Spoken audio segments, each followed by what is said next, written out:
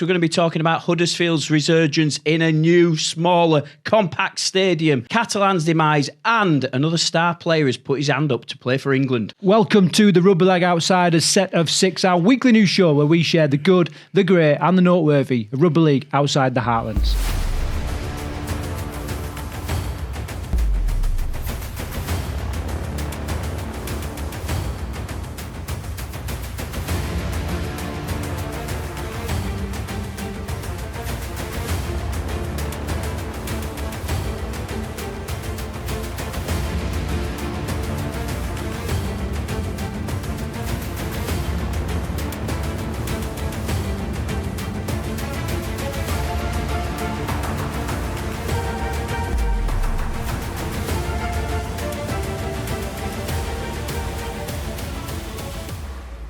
Right, this week's Super League action had it all. It got everything from shock results to standout performances and even a couple of events that had the fans fuming. We're going to dive into that and more in this week's show. Right, Carl, tackle number 1 then, and you've, what are you laughing at? I thought you were going to mention your new haircut or something like that, but no, skipping over that. Right. Go on.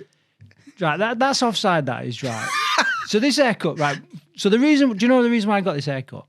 Because your wife told you had to have it cut. Well, yeah, but she said, I'll pay for your haircut, but you got to have it how I say. And I was like, free haircut? She can't make me look a right pillock, can she? Turns out she did. Anyway, what do you think? What do you think to it? Matt, grade it out of 10. Rugby League Outsiders rating. Yeah, I think it looks all right. Looks all right? You know, what a non-news story that is. Right. Suits the shape of your head.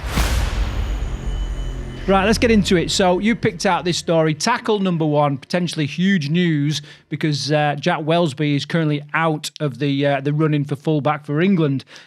Possible stand-in coming from Australia. Yeah, AJ Brimson, Queensland star, has put his hand up to play for England in the current Ashes series, if selected, obviously. But great news for England and Sean Wayne. He's having another great season. He's got 4 games already under his belt playing for Queensland. He has represented Australia though, Craig. What do you think of that? What do I think? This were in the 9s, by the way, so it's not a full test cap. He played for Australia in the World 9s when we had that years ago. So, but yeah, he's a quality player. Yeah, he is, and he's eligible with his mother's side. Yes. By all accounts. Yeah. On his mother's side, and he's just been really honest. Actually, he's played for Australia. He says, "I'm a proud Queenslander. However, I'm also very proud of my heritage. My mother was English. I've always wanted to represent England.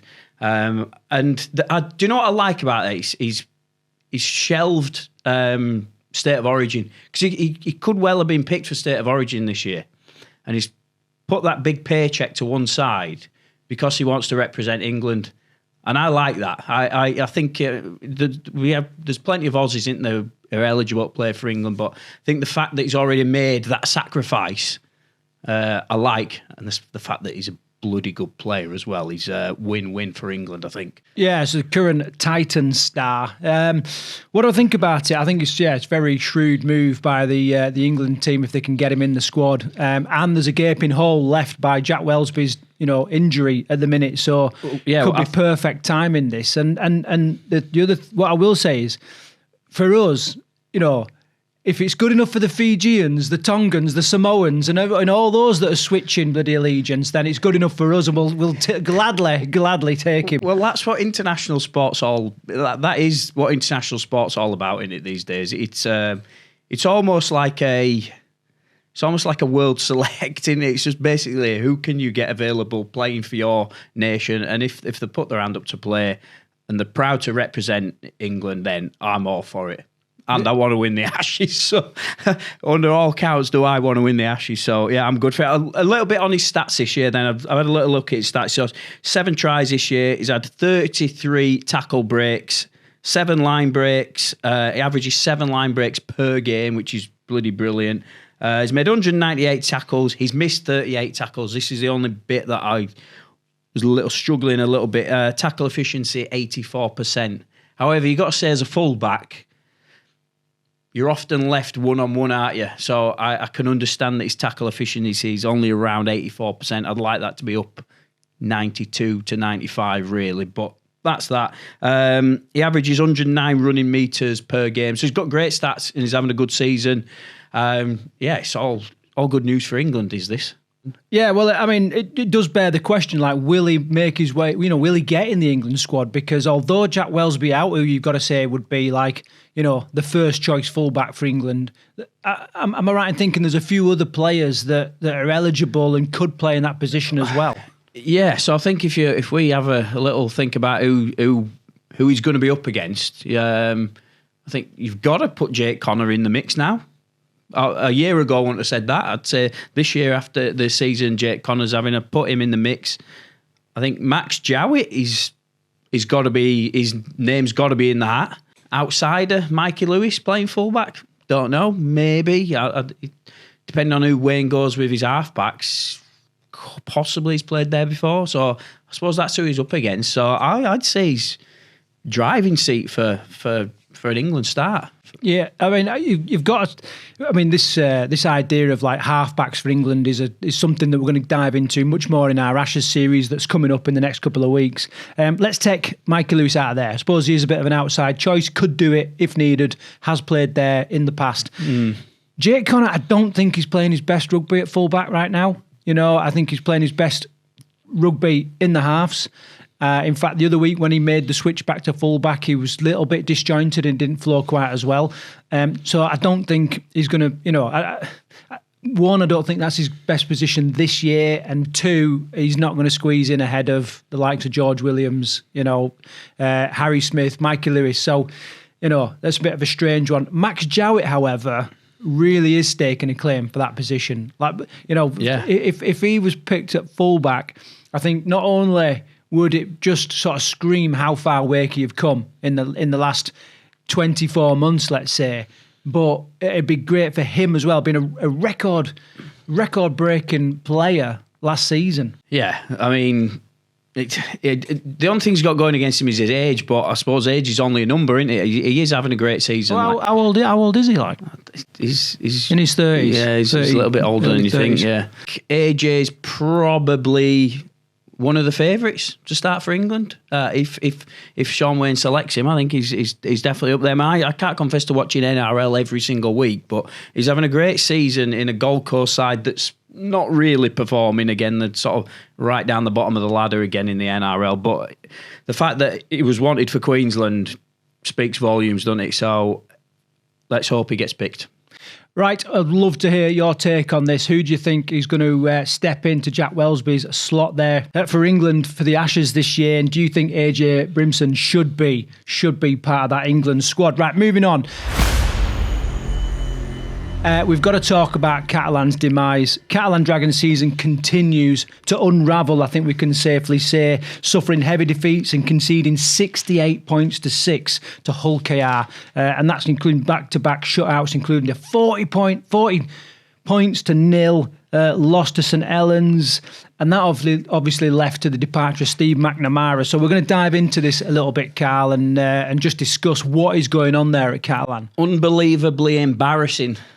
The words of Joel Tompkins, not me. That's what he said after the game. I think he was shell-shocked, wasn't he, with how they played at the weekend. And yeah, it really was a team that's just got no confidence at all. And it's a team that's got no confidence. It's a team that they've brought in players who haven't performed for them, that they've spent a load of money on. And a fan base that's just getting incredibly annoyed now because they shouldn't be performing how they are. But yeah, it's what you got. I think the first thing you got to take away from watching Catalan this weekend is it wasn't the fault of Steve McNamara, because you've got another coach come in there and there's been absolutely no rebound whatsoever. Usually when you get a new coach come in, if there's been issues and with the current coach, you usually see a bit of a bounce back, don't you, from the players, like, right, let's get behind this guy. Let's really start performing. There was a massive lack of effort at the weekend. Yeah, there was. I mean, you've got to say that Joel Tompkins very, very limited on experience in the coaching role, but they have put their trust in him until the end of the season. So he's got this job now until the end of the season. It's not looking good, if the first turnout, or his comments, I mean, usually coaches are a little bit reserved about their players, but to come out with a scathing comment speaks volumes what's going on in the sheds. Yeah, a lot of top coaches, what we've always seen with a lot of top coaches, they try and put the pressure on themselves in the media and try and take it away from the players, don't they? And Ronan Smith did that. I watched the Leeds Rhinos documentary, and although when the Rhinos were going through all their troubles, Ronan Smith was basically, look, I'll take the pressure on my shoulders. You guys just got sort of concentrate on sorting your shit out, basically. And Tompkins has done the opposite, hasn't he? He's basically gone, it's kind of not really my fault.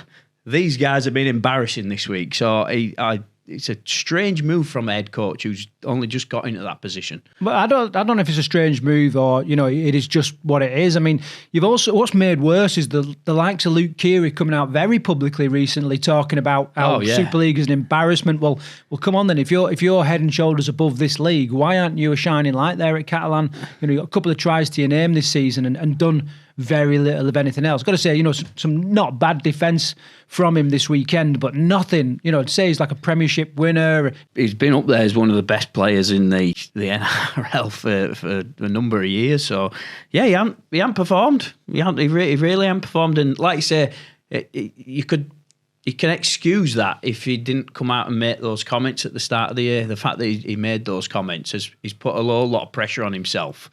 And now he ain't performing either. So I don't know where Catalan go. Where do you think this demise started with Catalan? Well, I don't know, but let me just do a little bit of a timeline as to what happened. So 2006, then Catalan Dragon enter the Super League. Obviously, they weren't called Catalan Dragons, but they had a name change.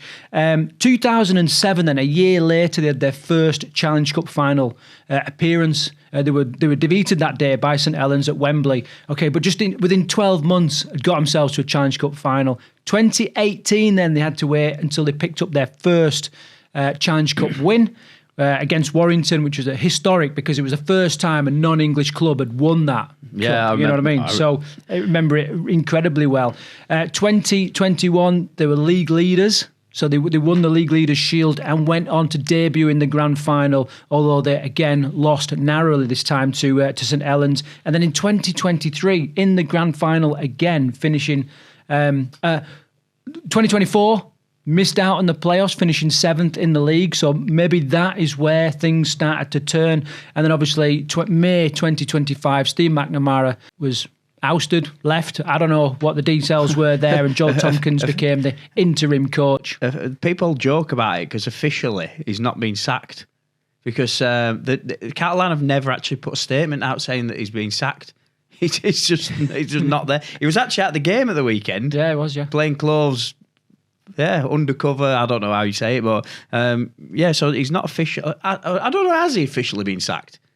Well, I don't know. I wonder if there's some like contracts, and maybe he's still contracted and they've just relieved him his due. Maybe he's on garden leave. Yeah, maybe. Maybe that's why we go. I don't know. Interesting though how a club can flick like that in space of 12 months, really. And I suppose that's all down to the fact that we've got a salary cap sport. And, you have poor recruitment 1 year and it can make a massive difference to your side the season after. Well, I mean, let's just roll back like probably 7 or 8 months.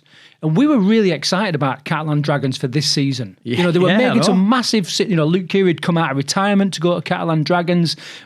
Tommy Makinson had gone across there, one of the standout finishers in our league, if not the world. Elliot White, Pangai Jr. There were just loads happening at Catalan, and they were getting real buzz going, and to be where they are right now, I think it's not only us that feel a bit disappointed here, but a couple of comments as well. So at Rumour Hats on YouTube, Catalans are not a serious organisation right now.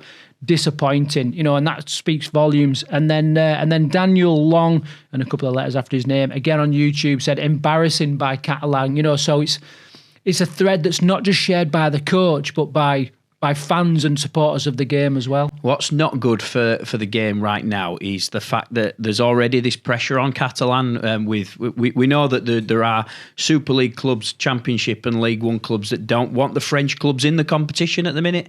So the fact that they're performing how they are at the minute is a little bit... Because they're not losing, are they? It's not the fact that they're losing. Every team loses games every year. It's the manner in which they're losing, almost like they've just given up at the minute. And it's not good to watch, actually. It's all those signings that you've just mentioned, I think what you've got to say there is they've probably purchased too many players at the back end of the career who are actually probably just coming over for a payday, and then just performance-wise, they're just no longer performing at that elite level. Something else I just want to talk about, this idea of committing to Joel Tompkins for the rest of the season. I mean, is that a smart move? They obviously understand, or they know Joel Tompkins' as qualities better than we do, and obviously we don't want to create someone's demise and all that kind of stuff. But if we're midway in the season, right? So if you're going to turn something around, it needs to happen now. Midway in the season, I think some teams, have used that midpoint in the season. Look at Huddersfield. Was that the spark that gave them a kick this month? Right, forget the first half of the season, second half, let's go. Should they be scrambling around looking for a more experienced coach right now? Let's call it that. Yeah, I think they should. I think I always think it's a very strange move when clubs bring in, especially a Super League club, bring in an unproven coach. Now, I don't know Joel Tompkins' coaching background, but obviously he didn't retire many years before he started coaching. I think Super League clubs should look at. You should work your way up the tiers, really, shouldn't you? Like a good Championship coach, prove yourself as a good Championship coach, work your way up to Super League level. And often when Super League clubs go for an unproven coach, especially mid-season, it don't really work out. And I think it's a risky move for Catalan. Yeah, they're a massive club out there. They're a massive club with huge expectations on the shoulders. So to bring in an unproven coach, to me, is dodgy ground. Yeah, I mean, we've seen it happen a couple of times, haven't we? Where you've had this like departure of a coach, and then you appoint an interim coach. I'll tell you what, right? It never goes well. Let's just, off top of our heads at the moment, if we were in charge of Catalan right now, who we're bringing in? Which coaches are unemployed? I've got one off the top of my head. I don't know what he's doing at the minute, but I think he's perfect Catalan fit. Go on, and who are you saying? Brian McDermott. Well, he's down under, isn't he? I don't know what he's doing. Yeah, he's the assistant coach down under, mate. He's living the life down there. But assistant coach is assistant coach. Yeah, he's a guy, I think, like, you need someone like him to come and sort your club out. When you're playing like that, when you need to kick up the backside, I think Brian McDermott would be perfect for Catalan. Yeah, I mean, when he was at Leeds, he made some really tough decisions, a lot that other people didn't believe in. Yeah, but you can't deny he had a massive effect there. So, it'd be a good shout. Listen, we are going to talk a little bit about the Ben Garcia punching incident as well, which was absolute a delight to watch. I'm sorry for saying that because I don't want to promote violence, but I thought it was a delight to watch. It really made the game interesting. Obviously, they dropped down to 11 players, and that played a big part in their loss this weekend. But we're going to talk about that in the Williams Weekly, so stick with us all the way to the end of the show because we're going to chat about that. Speaking of comments and a bit of interaction, a couple of comments that I pulled out from the viewers' mailbag this week, Carl. Oh, you're still calling it the mailbag? Well, I'm not sure we can call it the ball bag. I know you like to call it the ball. Let's do a little vote here now. Viewers' ball bag or viewers' mailbag. Apologies for my... But you carry... Co-host vulgar. You carry rugby balls in a ball bag, don't you? Yeah, of course you do. Of course you do. So, right, let's get into it. So, Jimmy Widders Hunt, right, great name, on YouTube said, didn't Tim Sheen start the turnaround? Now, he's obviously commenting on our video from last week where we were talking about at what point did Hull KR make this turn, you know what I mean, and start this ascendancy. And he's completely right when I think about it. Tim Sheen's did start, back in that time when we saw the start of a climb for Hull KR and a change in their identity. It was under the tutelage of Tim Sheen, so he's completely right, and I thought it right that we kind of comment on that. Yeah, calling us out for being wrong. He's probably right. Yeah, I think great comment. I think you're 100% right there. I think Tim Sheens did make a big difference at Hull KR. I'd like to know who's more behind the recruitment though, because I think that is a big part of Hull KR is their success, because their recruitment's been so good. Right, yeah, shrewd recruitment, but also something else is very, very shrewd, their defence. And Josh Gray on YouTube said, you forgot to mention Brett Delaney coming to the Robins as their defensive coach. He started the way we defend. That's where our excellent performances started, in my opinion. Great watch again, lads. Thank you very much for the comment there. So what do you take on that? Well, another great comment, yeah. I mean, we don't have insight into every club, do we? We just chat shit but it's interesting to hear that, you know, when we talked about Willie Peters doing an amazing job, but he's obviously got a great team as well, you know what I mean, and the fact that Brett Delaney's come in and he's leading that sort of defensive nature for Hull KR is quite interesting. Yeah, it's often a lot of assistant coaches and defensive coaches, they actually take most of the training sessions, though.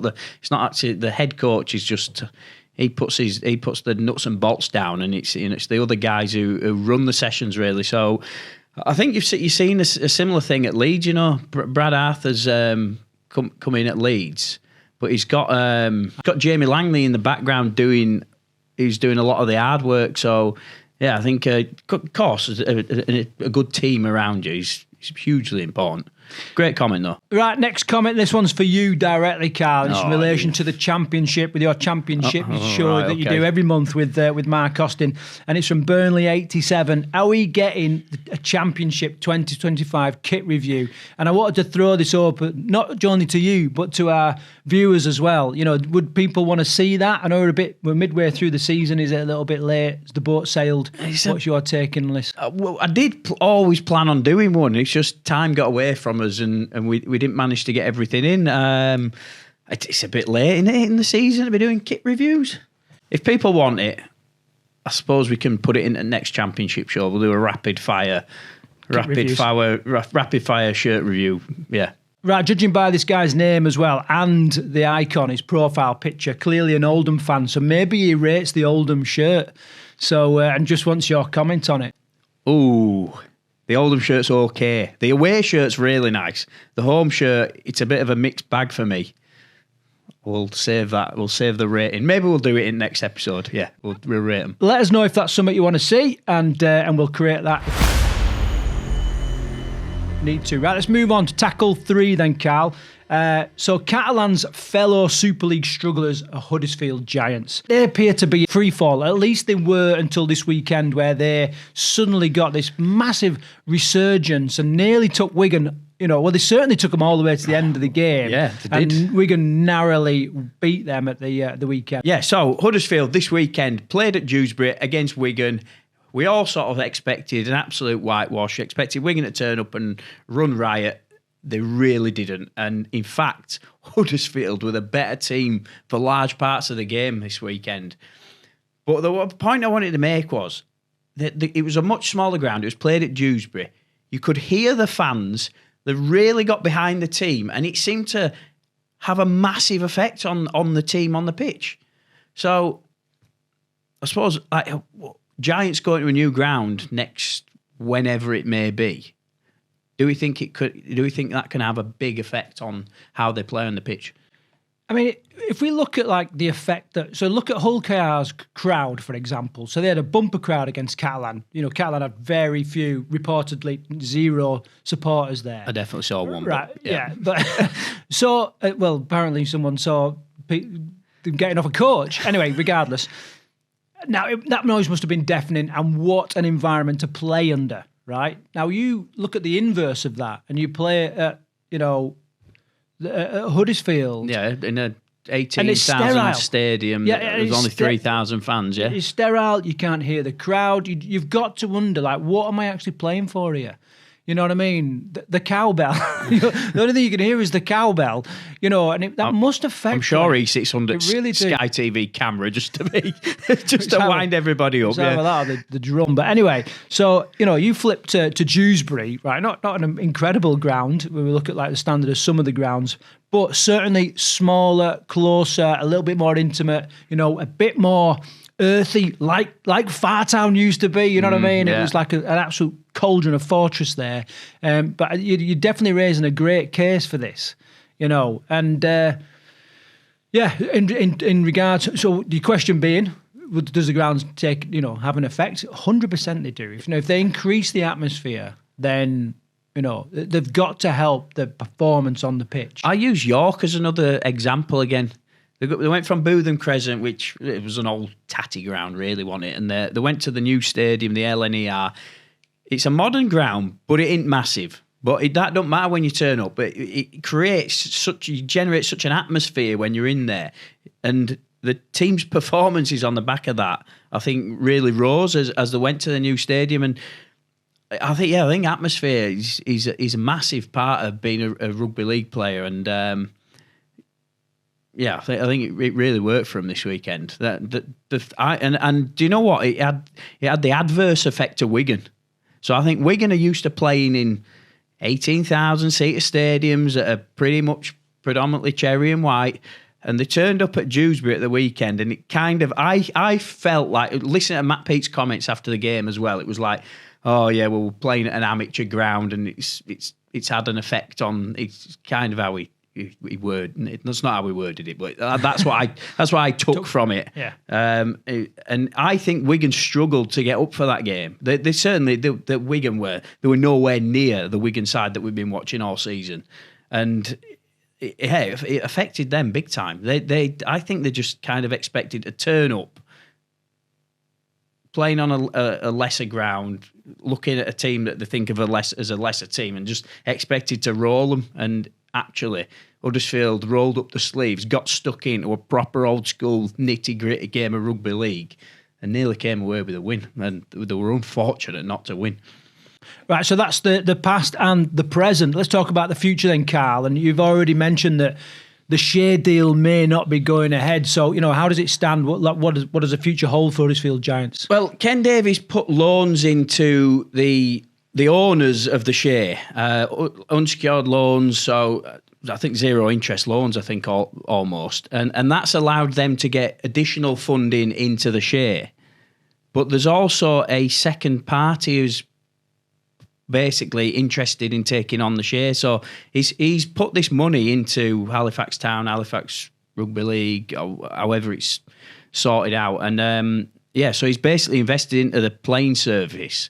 There actually isn't a guarantee that Huddersfield will be playing there next year. So that's, it's certainly worrying if you're Ken Davey and you've just put all that money in. On the flip side of that, the Giants fans, I think, want the club to be based at where there's an old gasworks site in Huddersfield, and I think that was originally earmarked for Huddersfield, but I think there's a bit of backtracking by the council, and the fans I think are trying to rally, get a petition going, and try and get the Giants in there.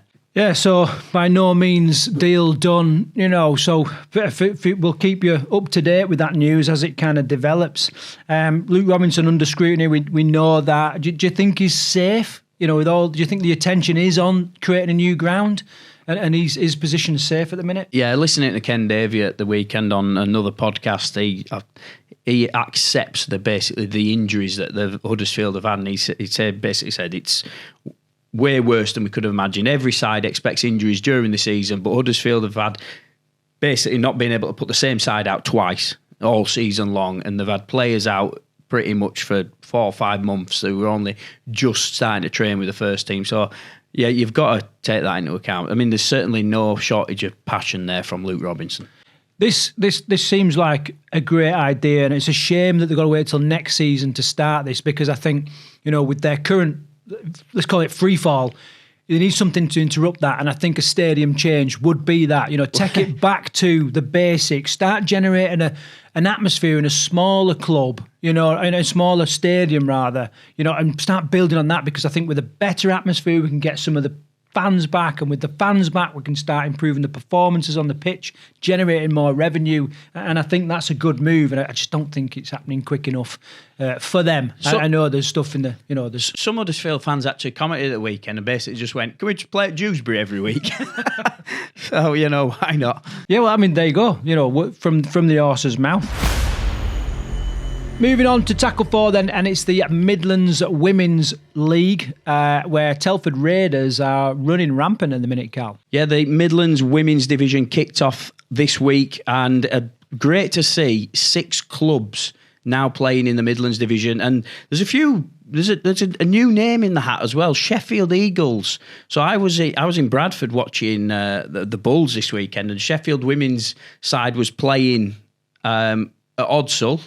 And they've also got a team in the Midlands League. I think Sheffield Eagles have got 3 women's sides almost. That's how many players they're generating in Sheffield. So, yeah, it's great to see the Eagles playing in a different part of the country. So they're in the division. You got Telford Raiders, Nottingham Outlaws, Leamington Royals, Coventry Bears, and Midlands Hurricanes now as well. New side in the women's division. So yeah, great to see 6 women's sides taking part this week. Yeah, but also it's great to see 6 established clubs, rolling out the women's teams and pushing on as well. So great for Midlands Rugby League, that form that spine of the country there. Interesting results though, Carl, with Raiders absolutely taking the other 2 teams to the cleaners, and then some very close results at the second tournament. Yeah, so the first lot of results, they play basically 2 games on any weekend. So I think they kind of have a bit of a round robin at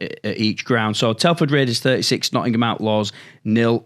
And then in the second game, it was the Outlaws 10, Sheffield Eagles 10. And then in the final game, Telford Raiders 48, Sheffield Eagles 0. And then on the other side of the Midlands, we had Leamington Royals 4, Coventry Bears 8. And then Leamington Royals 24, Midlands Hurricanes 4. So yeah, it's really interesting fixtures there. And sounds like there ain't much between those sides. Okay, so from that, we're going to talk about a very tearful yet heartwarming story, and the story of Chris Bamber setting up the Manchester Legends enterprise to generate funds for the Christie charity. Last year, he organised a charity game and raised nearly £80,000, a phenomenal amount of money. And this year, he's got a slightly different enterprise. We spoke to him on the phone earlier. I suppose we'll just get into it a little bit. You've set up this charity, or you set it up the other year. Just sort of tell me how it came about, and what you're raising money for, really. I got married in September 2023. 2 days before the wedding, unfortunately, my now wife found a lump. Yeah. A couple of weeks later, we found out it obviously was cancer. And then a couple of weeks after that, I found out, unfortunately, it's terminal, it's spread. So what was an amazing time kind of went downhill pretty quick. A good friend of mine, Nick Ryan, sort of had this idea to run a charity rugby event. Yeah. And as Sarah was receiving such brilliant care at the Christie Cancer Hospital, we decided that they would be the beneficiaries of the event. So we got a group of our old mates so we'd all played in and around Greater Manchester, to be fair, all over the sort of northwest. Between us, we're all past it, way past our best years. We thought we'd get together and put a team together. Very strangely, we decided to play against a great British police team, who obviously are, they play in the Challenge Cup. They're an international team almost. So we put that match together, arranged the fixture against those. We held it at the Manchester Regional Arena last year, just outside the Etihad, which is where the RFL are based. We also had the GB Police women played. I'm pretty sure it was their first match against the Keighley Cougar women. They were our curtain raiser. And we managed to raise £79,000 for the Christie, just over, which was incredible, to be fair. We set out hoping to raise 10. So we raised a ridiculous amount of money. And off the back of that, we decided we're actually going to set the team up as a proper sort of entity. So we're not actually a charity ourselves. We just do work for the Christie charity. And yeah, that's sort of where we originated from, and where we're at right now, just setting up more events. The almost £80,000 is literally an eye-watering amount of money. So good effort on that. But you did mention the T word, that the dreaded terminal word. How do things sit at the minute? Can you fill us in on that? Because I'm sure it's a question our listeners will have. Yeah, no, of course. So I mean, they don't actually call it terminal anymore. It's severely life-limiting is the way they word it.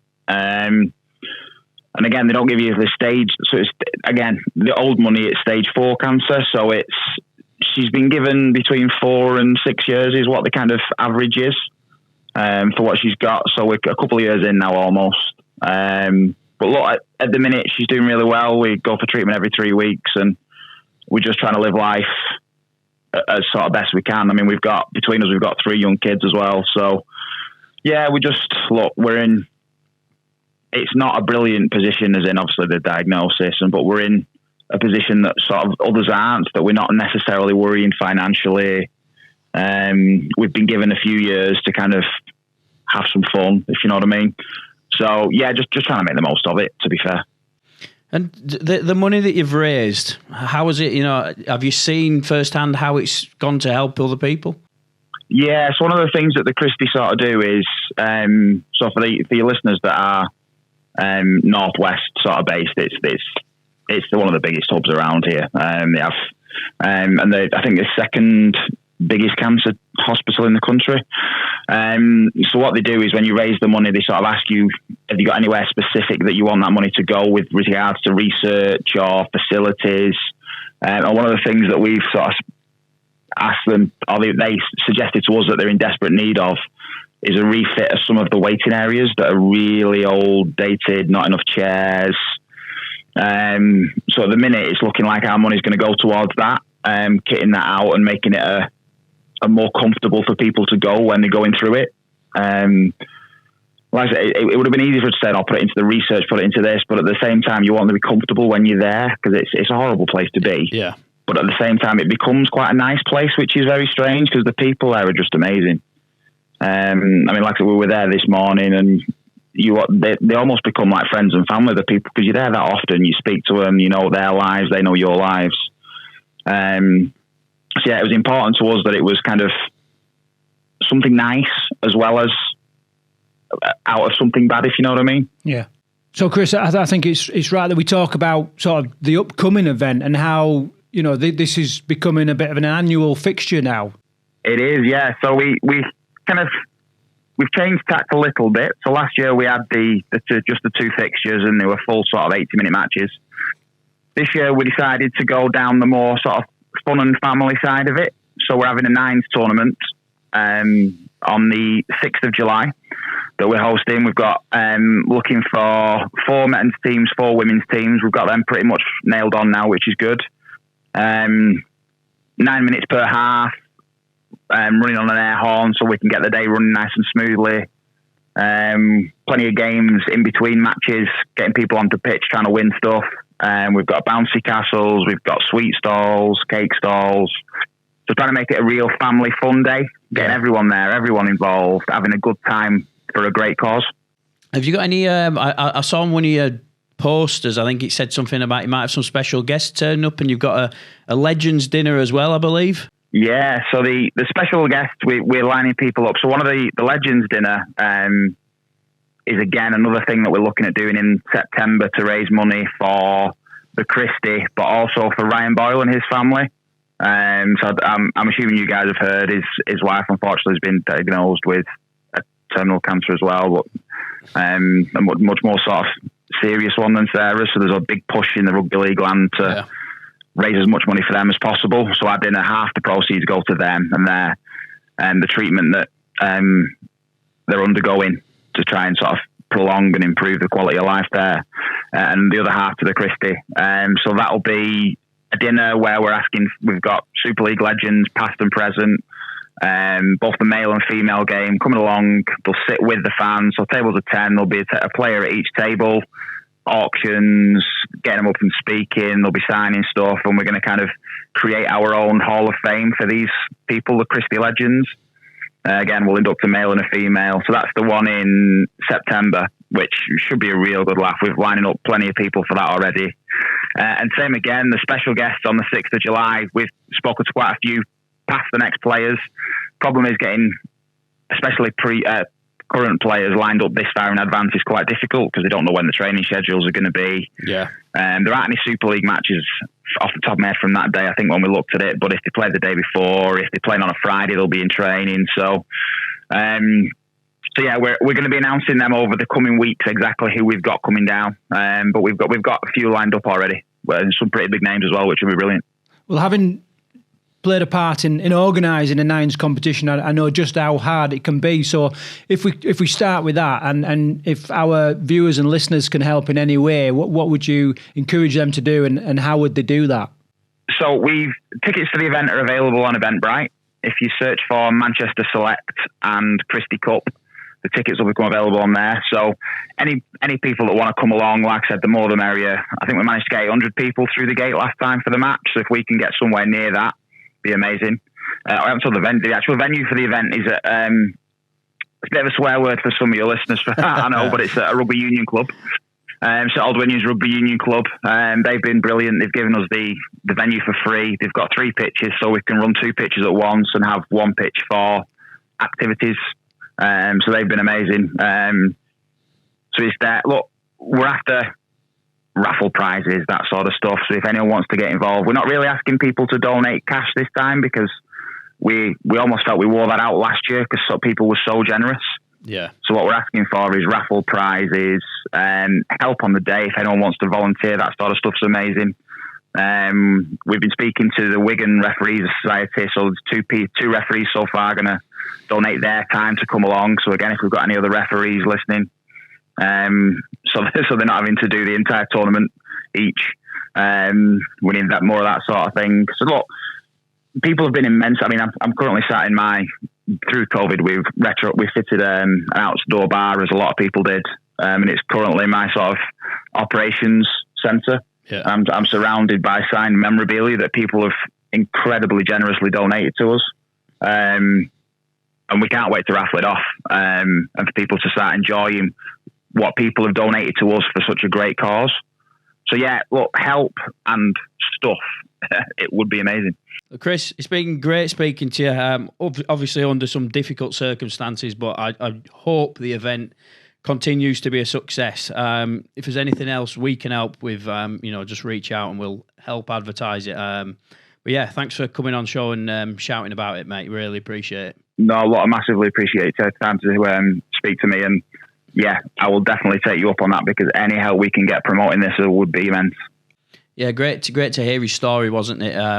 Obviously a very sad story, but at least there's something really positive coming out of this. The money they're raising for charity is brilliant, and I just really hope this event continues to grow and Rugby League Outsiders fans get behind it. So yeah, great to advertise that. So, and obviously our thoughts and well wishes go out to Chris, his wife, his family, and everybody that's close to them. And I just want to say, good effort on that. Something else, just talking about charity quickly, I just want to steal your ears for a couple of minutes and talk about Ellie Horrocks, a young rugby fan, let's call her, who's bidding to be the fastest female to run from John O'Groats to Land's End. Now we're helping a little bit with that. We're filming a short documentary on this.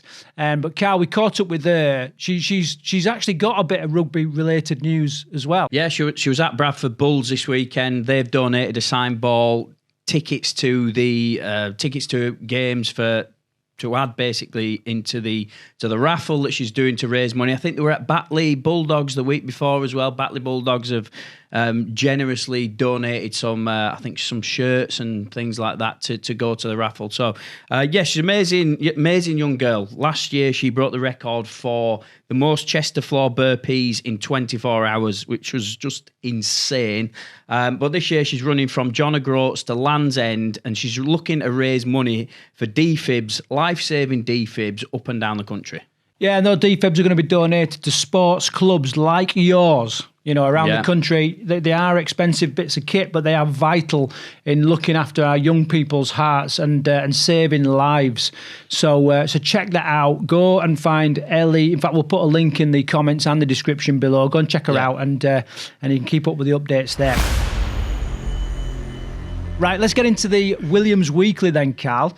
This week, I just want to pose a little bit of a question, and that is, was Ben Garcia's red card for throwing the first punch, there's a few punches thrown, in the Hull KR melee, a justified response to persistent off-the-ball contact? Right, now let me put some context to this.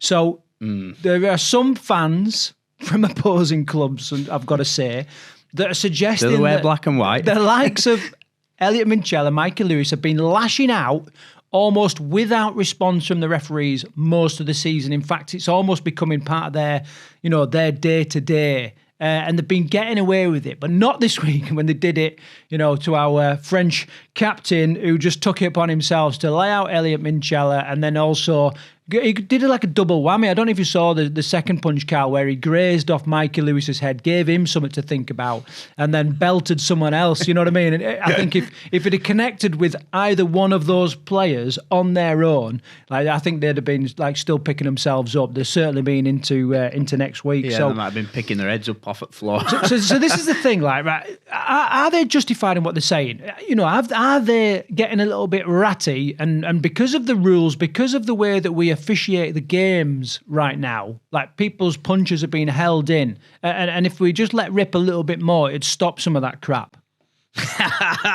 You got me there. That's a right controversial thing to say. I don't know.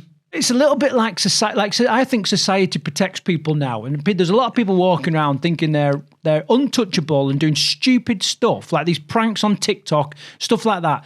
And then when I was a kid, there was very little CCTV. Some people would go out on the piss, and the only way to end a great night would be with a fight. That's just the way life was then. And I'm not saying it's right, okay, but it was a very different times, and it meant that you held your tongue a little bit. You just had that second thought before you started gobbing off or lashing out, because there's always someone bigger and stronger. I suppose that the current rules, I think if I'm going to put careful how I phrase this, the current rules, I think, protect the grubs of the game. Do you see what I mean? If you're saying that being a grub of the game, then if you're saying it must be true. Well, as someone who sort of made a living. Well, I didn't make a living from it, but it was definitely part of your game. Yeah, and a lot of great halfbacks, actually, they get under the skin of the other players. Mikey Lewis does it every week. Well, hence the song. He's in your head. You know what I mean? They sing it, don't they? Sam Tompkins did it for years. He was under the skin. Danny Brough did it for years. Jake Connor continues to do it. They get under the skin, don't they, of other players? And I think there's a little bit of niggle, which you can't counteract. And if you do, the only way to counteract it is then you do what Garcia did, and you throw a punch. No, this isn't what I'm talking. The sledging, that kind of stuff. That's just verbals. I'm talking about verbals. I'm not on about verbals. There's little bits he can do. A bit of a push down on his head in the tackle. The dark arts. Yeah, the dark arts of the game. And it's Mikey Lewis. He see him quite often lash out, but it's not a closed fist. And and because it's not a closed fist, I think he gets away with it, as other players do. I'm not just singling out Mikey Lewis, by the way. Well, some fans are singling Mikey Lewis out and Elliot Minchella, saying that they do it consistently on and off the ball, and they're constantly at it, and they never get picked up for it. Now, I haven't studied the games, I don't know the stats, but what I'm doing is I'm floating the question. What do you think? Do you think it's happening? And therefore, do you think Ben Garcia was almost justified? I don't know. I'm not going to go as far as saying he was justified, but eventually you're going to break somebody. Elliot Minchella did lash out. I thought he lashed out first. He certainly threw his arms up, didn't he, in the tackle as he was playing ball. And to go a step further, he then shouldered him, didn't he, as he came past. So it didn't surprise me, especially a Catalan side that have been playing how they are. His frustration got the better of him and he just broke. But I think there's there's a bit of a point to be made there with what people are saying. Yeah, well, I mean, no doubt people will get all over this in the comments and comment about this now. But I'm wondering if what Ben Garcia is almost like taken one for the team literally. You know what I mean? And raising attention to this. If we're talking about it and people are asking questions, you know, has it taken Ben Garcia to take the law into his own hands, let's say, for them to look at this and go, actually, hang on a minute, are we favouring the grubs? The grub, and letting them get away with stuff that need to be kind of penalised? Is it a part of the game that we want to keep in? You know, and obviously what I would love the most is to get a player's point of view. I'd love to get, Ben Garcia to start with. You know what I mean? What is his take on it? Bear in mind, he's a senior player, the captain of Catalan Dragons. It's was in the uncharacteristic. It was the 26th or 27th minute of the game, and it left them with 11 players on the pitch. You know what I mean? Like, it was a massive, massive call, but is it like such a frustration for those players? Obviously, there's the off-pitch stuff going on at Catalans as well, which we've spoke about early in the show. But such a big thing that he just couldn't help himself, but, he had to take action. Bear in mind, Ben Garcia wasn't even involved in the initial contact, the initial tackle that sparked all this off. No, but he got a bit of a shoulder put on him, didn't he, as he was going past Minchella? I don't know if you saw that. There were two parts to that incident. There were the play the ball incident. Yeah. And then there was a second part. I think it was him that was coming back.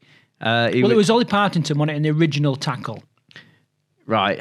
And but was it Garcia that was coming back and shot and he got a bit of a shoulder put on him by Minchella, which just sort of wound him up?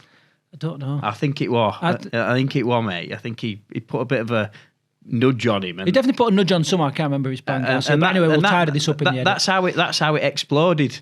And then he threw a punch. Minchella took a dive. It was definitely a dive, wasn't it? All players take dives these days. It's like getting like football. If someone swings out at you, you're just going to stay down up floor because you know that they're getting sent off. Well, it's going to a tribunal or whatever. It's going to get looked at, in the. But that's the dark art of the grubs. Yeah. As I've said to you, so you get under a player's skin and you come out on top, really, because look what happened. Garcia blew his top, he got sent off. Ellie Mitchell carried on playing the rest of the game. Yeah, and they ripped him to pieces. He's not going to be featuring for a long time either, based on that. I mean, it was interesting for me as a neutral spectator. Straight away, like, I was watching it on my iPad, and then my wife was kind of doing whatever she does, downtown bloody whatever it is, happy or whatever. And then this punch went. And I was like, yes, it's on. Punch is thrown. You know what I mean? And even she was like, what's going on? What's going on? You know what I mean? And it was great to watch as a neutral. Luckily, nobody was hurt. I think we've got to say that, haven't we? We've got to say that. Otherwise, we promote violence, and that's not what we're about. But it's definitely interesting. Right, final words on this, Carl. Get in the comments. I want to hear from the fans. What did you make of it? What did you make of the underhand antics, I suppose, of the grubs, I'm calling them? Not just singling those players out, by the way, but I would like to hear what people think and get in the comments. Let's get a debate going. Who do you reckon would win between a Ben Garcia punch and a Lollahea toss? Remember the Lollahea toss of last year? Well, that was all down to the fact that the rules changed and there were no fighting anymore. So I think a Lollahea toss, I think, come out on top. That was pretty brutal, wasn't it? Right, okay. This week we've got a couple of things coming out for you on the channel. Yeah, we've got our eagerly awaited Leigh Leopards behind the scenes video, which we filmed, seems like an absolute age away, but it took us a while to get the edit done. Behind the scenes at Leigh Leopards, you get to see the match day experience, and they call it the greatest show in Super League. And you know what? It really is bloody good. So check that out, and as well as our predictions video, which will already be live on the channel. So until next time, take care.